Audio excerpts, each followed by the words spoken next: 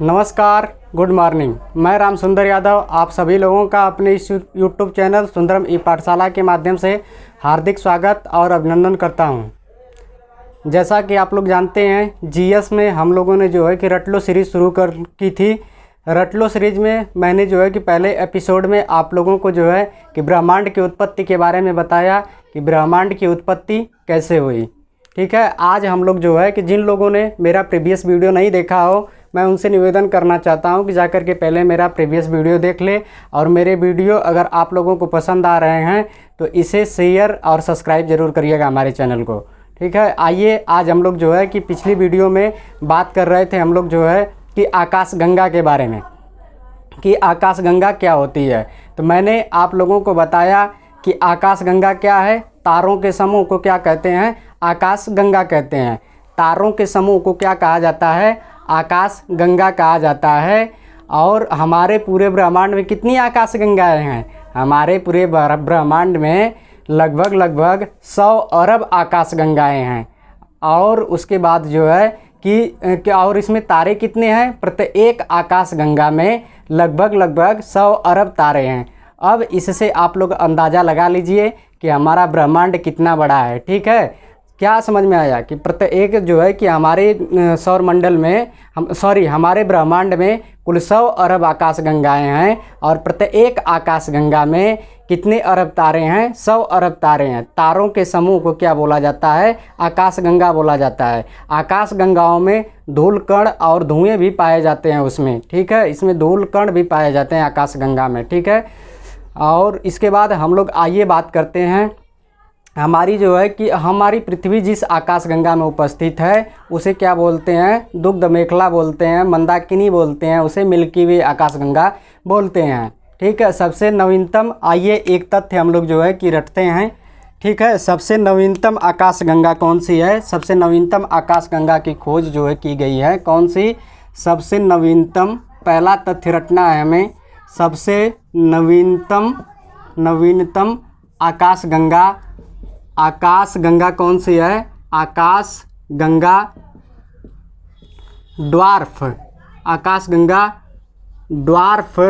Dwarf Mandakini है।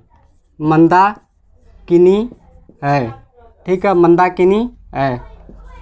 सबसे नवीनतम आकाशगंगा कौन सी है? ड्वार्फ मंदाकिनी। सबसे नवीनतम आकाशगंगा कौन सी है? ड्वार्फ मंदाकिनी है। हमें जो है कि रटना है पहला इसमें सबसे नवीनतम मंदाकिनी कौन सी है? ड्वार्फ मंदाकिनी है। और हमारी आकाशगंगा के सबसे नज़दीक हमारी आकाशगंगा जो है मंदाकिनी और दुग्ध मेखला के सबसे नज़दीक कौन सी है? ये जो है कि पूछा गया था आपका UPSSC में। ठीक है, एक क्वेश्चन पूछा गया था UPSSC में कि हमारी आकाशगंगा जो दुग्ध मेखला है इसके सबसे नज़दीक हमारी आकाशगंगा जिस पर क्या है, जिसमें पृथ्वी उपस्थित है। ठीक है, हमारी आकाशगंगा के सबसे नज़दीक कौन सी मंदाकिनी है? सबसे नज़दीक कौन सी मंदाकिनी है? ठीक है, एड्रोमेडा। कौन सी? एड्रोमेडा।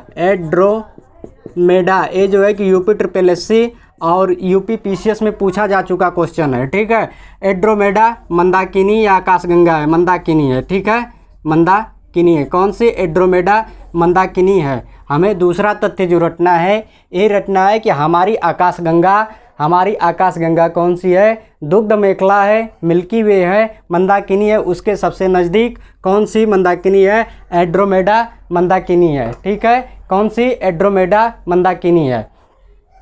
जब जो है कि सूर्य, जैसे मैंने आप लोगों को बताया कि ये ब्रह्मांड है। ब्रह्मांड जो है कि एक इससे पूरा ये आकाशगंगा से जो है कि निर्माण हुआ है हमारे ब्रह्मांड का। ठीक है, इन आकाशगंगाओं का जो है कि सूर्य क्या कर रहा है? चक्कर लगाता है। ये कितने साल में जो है कि चक्कर लगाता है? 250 किलोमीटर प्रति सेकंड की दर से इस मंदाकिनियों के नाभि का सूर्य क्या करता है? चक्कर लगाता है।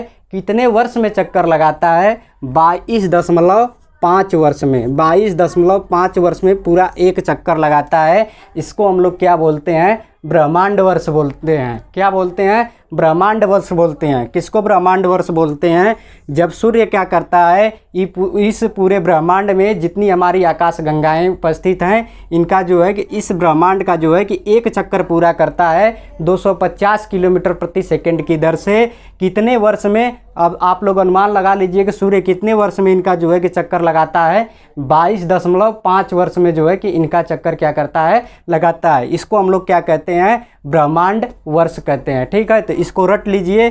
सूर्य जो है सूर्य जो है कि सौर मंडल का कितने जो है कि वर्ष में चक्कर लगाता है, तो 22.5 वर्ष में जो है कि चक्कर लगाता है। किस स्पीड से? 250 किलोमीटर प्रति सेकंड के स्पीड से। ठीक है, 250 किलोमीटर प्रति सेकंड के स्पीड से। आकाश गंगा के सर्वाधिक ठंडे एवं चमकीले तारों का समूह क्या कहलाता है? आकाश गंगा, जो हमारी आकाश गंगा है, इसमें सबसे ठंडे और चमकीला, सबसे ठंडा और चमकीला, सबसे तीसरा इसमें पॉइंट नोट कर लीजिए कि आकाश गंगा के सर्वाधिक ठंडे एवं चमकीले ग्रहों का समूह क्या कहलाता है? तारों का समूह क्या कहलाता है? ओरियन नेबुला कहलाता है। आकाश गंगा के सर्वाधिक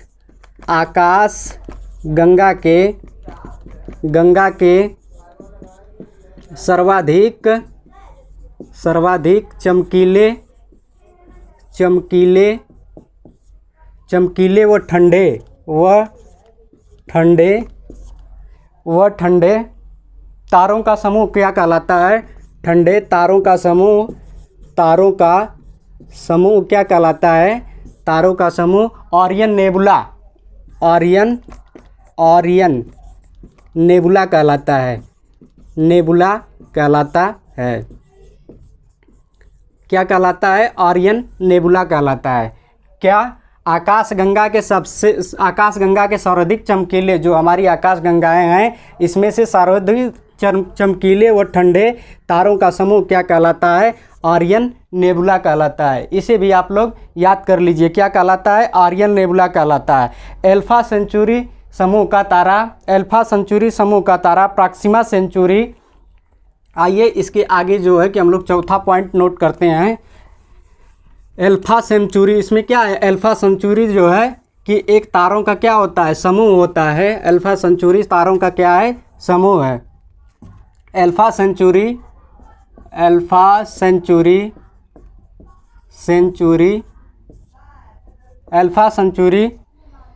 समूह का तारा। अल्फा सेंचुरी क्या है? समूह का तारा। प्रॉक्सिमा सेंचुरी समूह का तारा।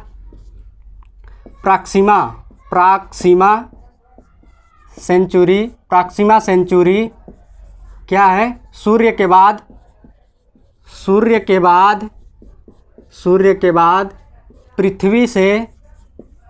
पृथ्वी से सबसे नज़दीक क्या है? तारा है। सबसे क्या है? नज़दीक तारा है। अल्फा सेंचुरी समूह का तारा प्रॉक्सिमा सेंचुरी सूर्य के बाद सबसे नज़दीक का, पृथ्वी से सबसे नज़दीक का तारा है। मैंने आप लोगों को बताया कि सूर्य क्या होता है? सूर्य क्या है? सूर्य एक तारा है। सूर्य क्या है? तारा है। तारा किसे कहते हैं? जिसमें स्वयं का प्रकाश होता है, उसे हम लोग क्या कहते हैं? तारा कहते हैं। तो ये सूर्य जो है कि हमारी पृथ्वी से सबसे नज़दीक का तारा है। लेकिन इसके बाद अगर देखा जाए तो अल्फा सेंचुरी समूह, कौन सा? अल्फा सेंचुरी तारों का क्या है? एक समूह है। ठीक है, उसका नाम है। और इसी का जो है कि एक तारा है प्रॉक्सिमा सेंचुरी। उसका नाम क्या है? Proxima Centauri. यह सूर्य के बाद पृथ्वी का सबसे नज़दीक का क्या है? तारा है। ठीक है, और अब हम लोग बात करेंगे सौरमंडल की, कि सौरमंडल क्या होता है। ठीक है, सौरमंडल। ठीक, सौरमंडल की बात करेंगे। सौरमंडल क्या होता है? तो सौरमंडल के बारे में हम लोग जानने से पहले सूर्य के चारों ओर सौरमंडल का जो है कि हमारे सौरमंडल का केंद्र बिंदु क्या है? हमारे सौरमंडल का केंद्र बिंदु क्या है? सूर्य है। जैसे ये हमारा सौरमंडल है, इसका केंद्र बिंदु क्या है? मान लीजिए ये सूर्य हो गया, ये हमारे सौरमंडल का क्या हो गया? केंद्र बिंदु हो गया। ठीक है, केंद्र बिंदु ये क्या है? सूर्य है, हमारे सौरमंडल का केंद्र बिंदु है। इसके जो है कि आरी आरी क्या है? इसके जो है कि आरी आरी क्या है? तमाम क्या है? ग्रह हैं, उपग्रह हैं, ठीक है, धूमकेतु हैं, उल्कापिंड हैं, ठीक है, उल्कापिंड हैं, आकाशगंगाएं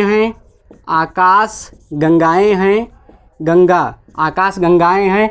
ये सब मिल करके ये सब क्या करते हैं, इन सब के समूह को हम लोग क्या कहते हैं, सौरमंडल कहते हैं, ठीक है। इनके समूह को क्या हम लोग कहते हैं, सौरमंडल कहते हैं। सूर्य के चारों ओर जो ये ग्रह, उपग्रह, धूमकेतु, उल्कापिंड और आकाशगंगाओं का जो समूह है, इसके चारों ओर क्या कर रहे हैं, सूर्य के चारों ओर चक्कर लगा रहे हैं। तो इन्हीं सब के समूहों को हम लोग क्या बोलते हैं, सौरमंडल बोलते हैं। क्या बोलते हैं, सौरमंडल बोलते हैं। आप लोग जानते हैं कि हमारे सौरमंडल में कुल कितने ग्रह हैं, हमारे सौरमंडल में कुल 8 ग्रह हैं, ठीक है। हमारे सौरमंडल में कुल 8 ग्रह हैं। सबसे बड़ा ग्रह अगर आकार की दृष्टि से देखा जाए, आकार की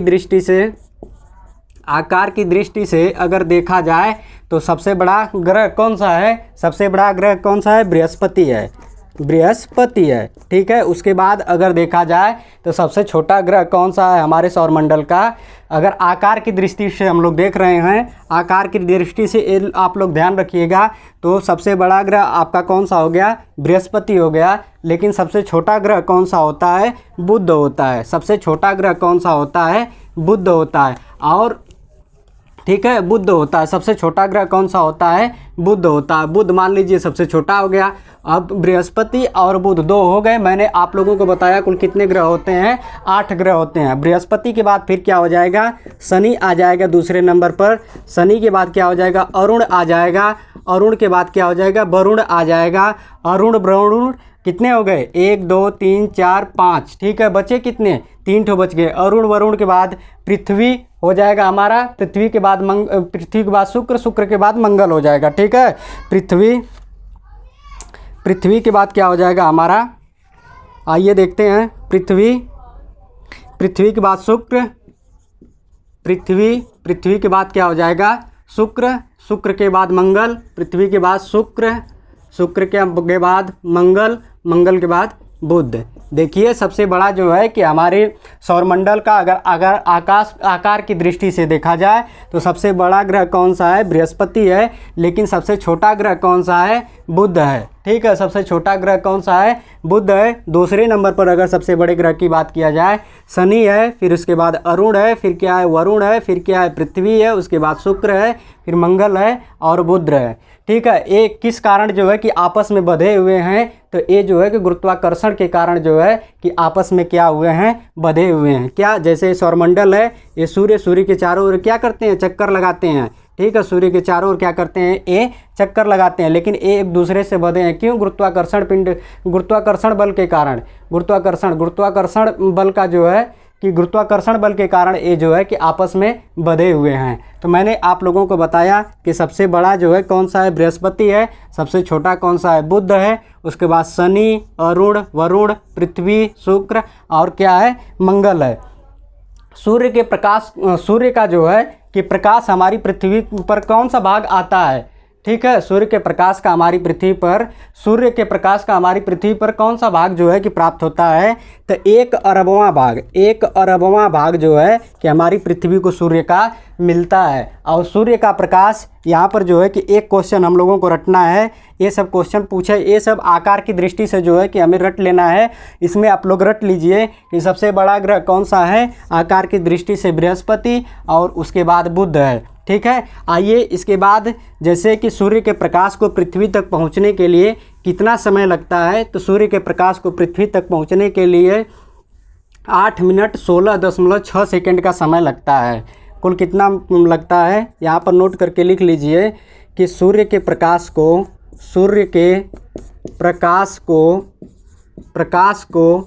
पृथ्वी तक पहुंचने के लिए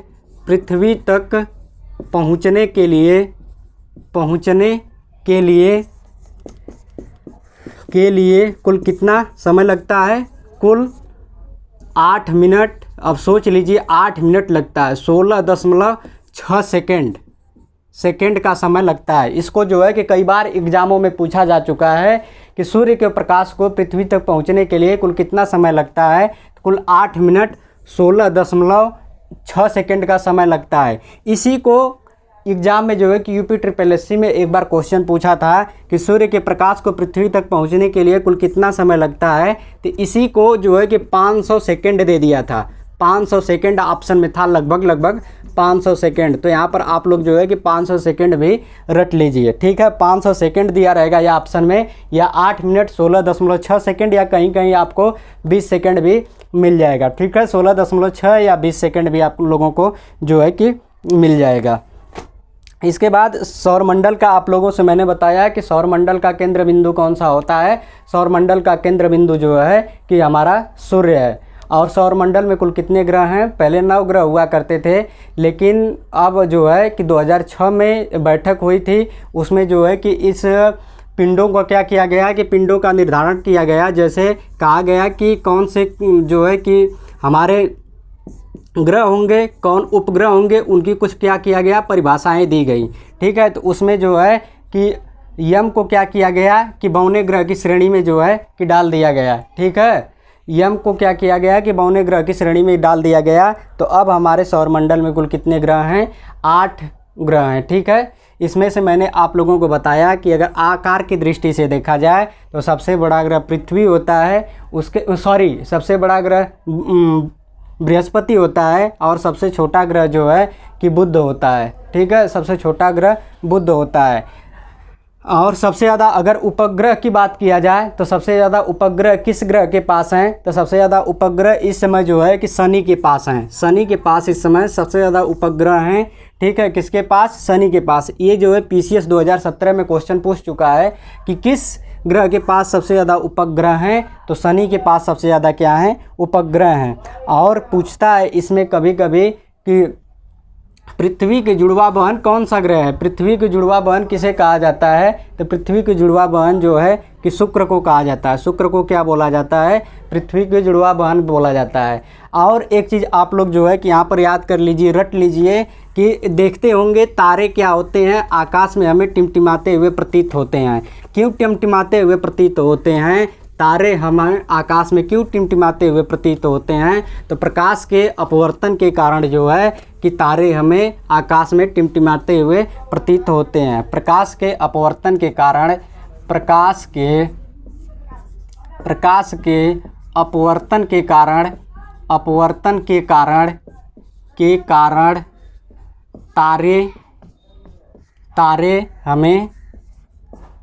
तारे हमें टिमटिमाते